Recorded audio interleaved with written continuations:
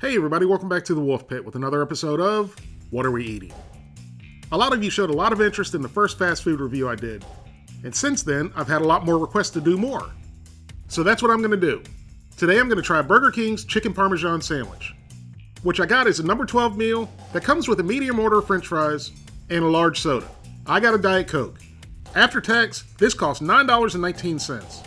I very rarely eat fast food, but $9.19 seem pretty pricey to me. For the people who eat fast food often, is this pricing normal? Is it really that expensive?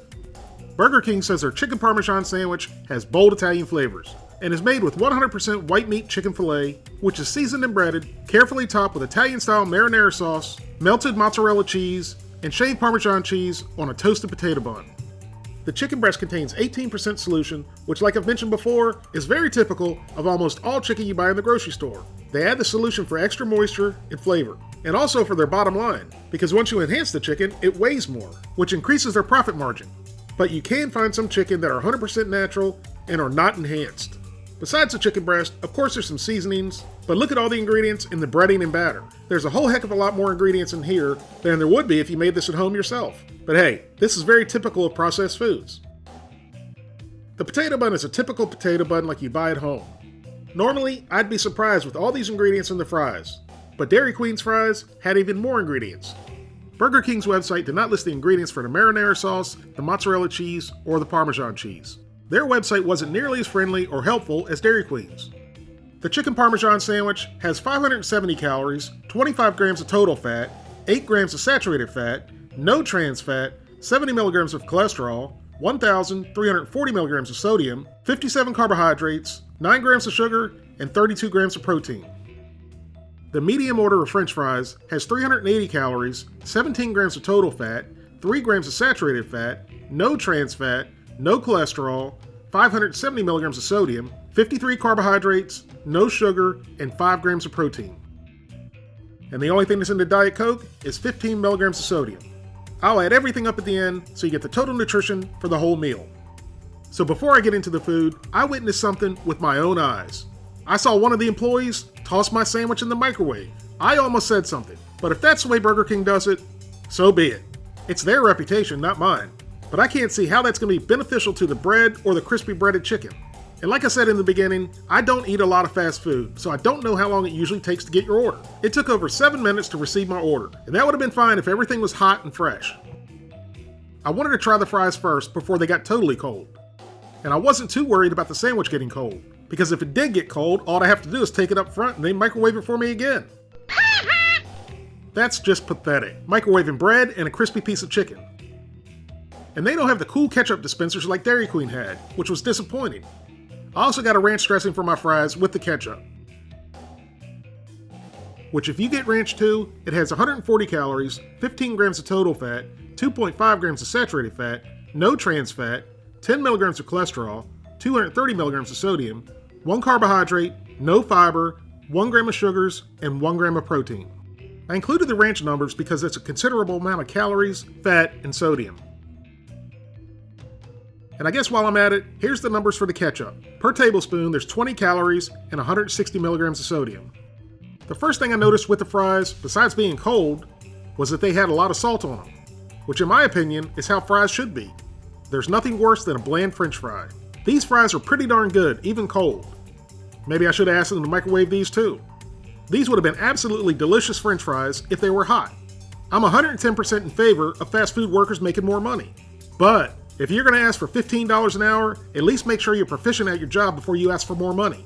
Nobody can live off minimum wage, but you got to at least try to meet the customer's expectations and serve hot fries and not microwave the sandwich. When I tried the ketchup, I'm guessing it was Heinz because it was pretty darn good. And the ranch was also good, but like I said in the Dairy Queen video, ranch is almost always good. Now for the main course, our chicken Parmesan sandwich. Let's get this unwrapped, see what it looks like, and then give it a taste. That certainly doesn't look like the picture. There's a good amount of marinara sauce and mozzarella cheese.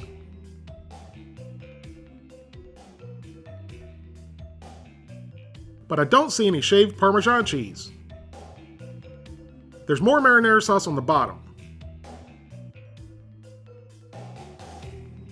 So let's put everything back together and give it a try. When I took my initial bite, I was very surprised. Surprised at how awful it was. I mean, it really had a strange taste. And I mean strange, to the point I wanted and should have stopped. But nothing's gonna stop me. I don't do this for me, I do it for you, the people, so you don't have to. So in order to give it a fair review, I needed to ensure it wasn't just me, or if it really did taste weird, so I took another small bite. And it definitely wasn't me. There was something very off with this sandwich. The bun, taste-wise, was fine, but it was soggy and chewy. But that's what happens when you microwave bread. In the description, it says bold Italian flavors, which couldn't be farther from the truth. Besides the weird, somewhat sour taste I got, there was nothing Italian about the sandwich flavor-wise. Also, just an FYI, with this sandwich being sour, I spit and did not swallow it, in the hopes of avoiding food poisoning if it was indeed bad. So I peeled off the mozzarella, hoping to see Parmesan underneath. But I didn't see any, it looked like all mozzarella to me. But there was even more marinara sauce under the cheese. So they definitely give you your money's worth of marinara sauce. They put it on the top and bottom bun, and on the chicken. As you can see, the marinara sauce turned the crust into a soggy mess. I tried the chicken by itself. I wanted to see if the sour taste was from the chicken itself, or the cheese maybe. But even by itself, it still had some weird sour flavor. So it was either the chicken or the marinara sauce that either just tasted bad, or was indeed spoiled. At this point, I had had enough, and it was a wrap. Literally, I wrapped it up and threw it away.